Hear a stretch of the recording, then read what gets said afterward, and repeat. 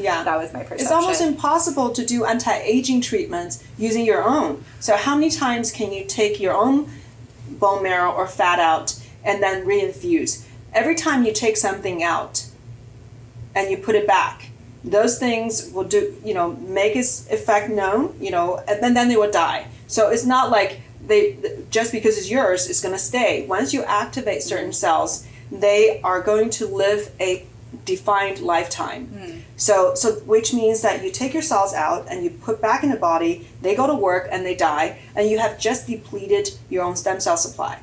Wait, really? Yes. Really? So you're saying even though I am a self-regenerating organism, you have only so many generations you can regenerate. That's why you run out of stem cells as you get older. Wow. So is there any way to measure like your level of stem cells, or can you look at correlations with telomeres, or like do you have any metrics? Well, I think the statistic, and people have done the research study and looking at the percentage of MSCs, in relationship to total number of cells. When you were born, every 10,000 cells is a mesenchymal stem cells. Okay. And when you reach your teenage years, becomes 1 in 100,000. So that's tenfold less. When you reach your 40s, is 1 in 400,000. When you reach your 80s, is 1 in 2 million. So that is the trend of the human species, when it comes to stem cells. And are there other cell types that follow this? Like, do immune cells follow this as well? Because I'm thinking, of course, about... I think it's probably going to be very similar. Yeah. I'm thinking about the NK cell transplants. Of course, my brain is really like tunnel vision on NK right now. I'm just obsessed with that research, but I'm thinking about that as well. So taking them out, but you're taking only a little bit, and then you're cloning them. So we're going on a side topic of what we're talking about, but I just...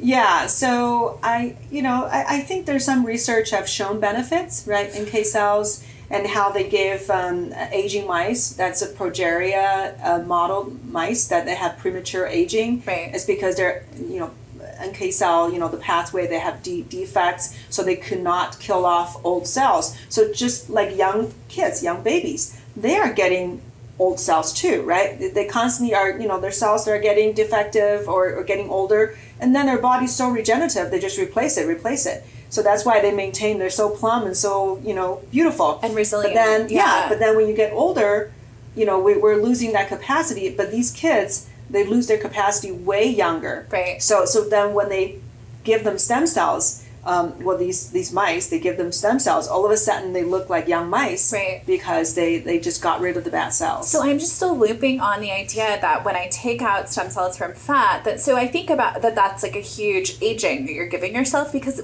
my brain, I'm thinking about plastic surgery, I immediately go to BBL, right? BBL is like this big trend in plastic surgery now, where they're moving the fat around, taking it from the stomach and putting it in the butt.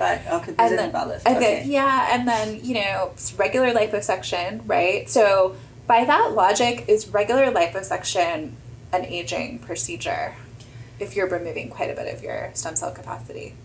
That's a good question. So what happens when they do liposuction and they're getting the stem cells is really not stem cells from the fat. The fat is the fat. They're getting the stem cells that are huddling around the blood vessels. Okay. So all the fat are still supplied by the blood. And then they're really getting the stem cells from the blood vessels that are in the fat. So in that sense, yes, you're reducing the amount of tissue, the number of, the amount of blood vessels and the cells that are around it. So yes, you are reducing the number of stem cells, the total number of stem cells. So, and then this is going to sound like a stupid question. So if you're someone who loses a lot of fat metabolically, you don't necessarily lose your blood vessels. Because you're keeping the blood, yeah. So you answered it, but I was talking it out because it's interesting, right? I mean, our fat, our fat. All right. Yeah, our fat are important, but it's because they blew up. That's what we don't want. We want them to shrink to a little fat cell. So would you say, this is a way out of left field, but I'm just thinking about the concept of removing from the body and then how it affects aging. So when we think about blood donation and anything where we take blood out and the triggering of the mobilization of growth factors and immune cells from the bone, would you consider that to be an aging activity? Well, there are only so many generations that you have. There's so many stem cells, and they only have so many generations. So once you activate them, then you're activating means you're making them divide, right? So the more you divide, the less you have, less to divide. Because there's the Hayflick principle. There's only so many generations you can divide. So once you reach that number, then you can't divide anymore. But so yes, then you're triggering that division. Then you probably have less generations left. That's so interesting. So like previously, I would have thought of that as like a youth. Your blood dip, you're getting all the, especially when you put the plasma back in, that's like a regenerative process. But I didn't really think about the compromise of creating extra division and like, but no, babe, I learned thinking about how new infections age the immune system, and like it's the same concept, right? So it does make sense. Yeah, I mean, I know there different hacks. They're people are selling different machines. PRP, right? Right. So you're doing that. You're taking it out to put it back. Well, that's not stem cells. So that's just the platelets. So. But it's moving immune cells out. Was the point of the marrow, because you're taking blood out. Okay, not very much. Okay, yeah. so I feel better now. So they're taking they're kind of more mature cells, and then you putting back platelets. That's end stage cells. But yeah, I don't know how much you're really invoking the bone marrow. But I think the bottom line is there's only so much there's so much potential your body has. That's why from our entire human history, the richest, the most powerful kings and queens, they all end up getting older and die, because that just, no matter what you have, even if now you have some technology, there's still this, the Hayflick principle. I mean, there's just only so many generations you have left. And we know no matter how good you take care of yourself, your stem cell supply is going downhill like this. This is why it's so revolutionary that now we can infuse these declining supply and return the body to a younger state.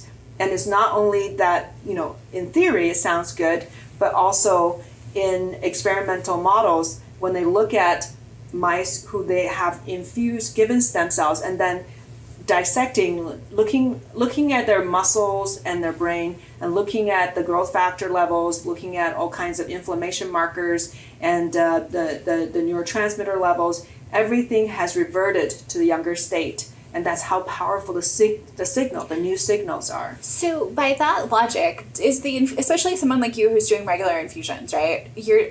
Are you also regenerating the stem cell evolution, like of the innate stem cells? Like if so, you're going back, right? That's the catch-22 that I think about a lot. Is it something that's keep maintaining you where you are? I mean, I know we look younger.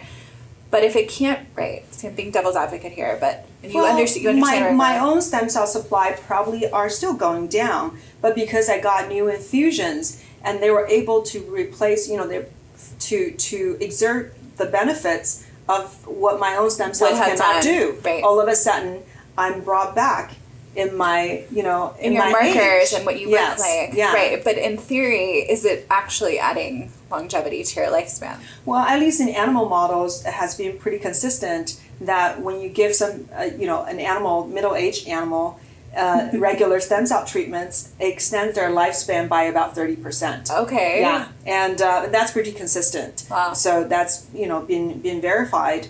And even if you give somebody stem cell infusion when they're 75, well, human equivalent age of 75, if you give them stem cells, these mice, if you give them stem cells versus not giving them, the mice that got stem cells at age 75 are living 3 times as long from the time of infusion to death, compared to the one that did not get. And then they also they look a lot younger. Yeah. Their mobility's great, and their cognition's good. So it's been proven in animal models that it improves longevity and the health span. Amazing. And I have a colleague who recently did like a really high, it was like 4 cc's of stem cells on her grandmother who in her 80s who just had a stroke, and she just threw everything she had in her arsenal, and this woman was walking within like a couple of weeks of the stroke after being completely immobilized in her 80s, and you could just see like her face was brighter, and of course she was very tired after that amount of cells infused. I mean, she was resting for quite a while, but when she finally came back, it was almost a miracle, especially at that age, to see that type of.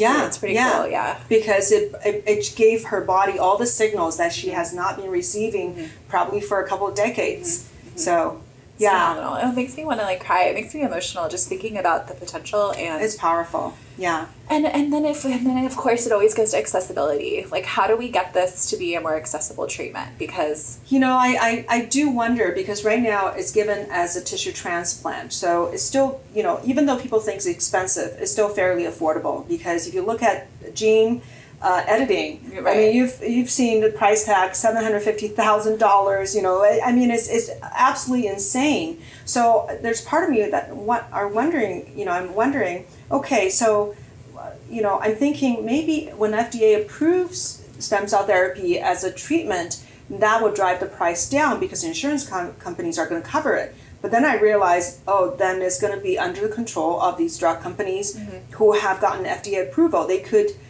put the price way up. And then, it could really be chaotic. So I don't know which direction it's going to go. That's an interesting point. I didn't think about how that could be a problem. Monopoly. For accessibility. That's what I'm afraid of it. Yeah. That's a really interesting So right now, point. stem cells, because we use unmanipulated stem cells, so they are considered tissue transplants. So it's from one person, nothing's changed. You don't use enzymes, you don't grow them, and then you put in another person's body. So it's not that different from just blood transfusion or organ transplantation. So, but if you start to manipulate and then you don't count them as just tissue transplant, then there could be patents. Yeah, it reminds me of the hydrofacial. I was just talking with my esthetician about the hydrofacial. It's a great facial, but they have this proprietary solution that you can't do a hydrofacial without the solution. Yeah. And they price fixed it. So that's why hydrofacials are $300, even though they could be $80. And it's because of this solution, and it is a pharma conspiracy. It's a business. I get it, but it's concerning. So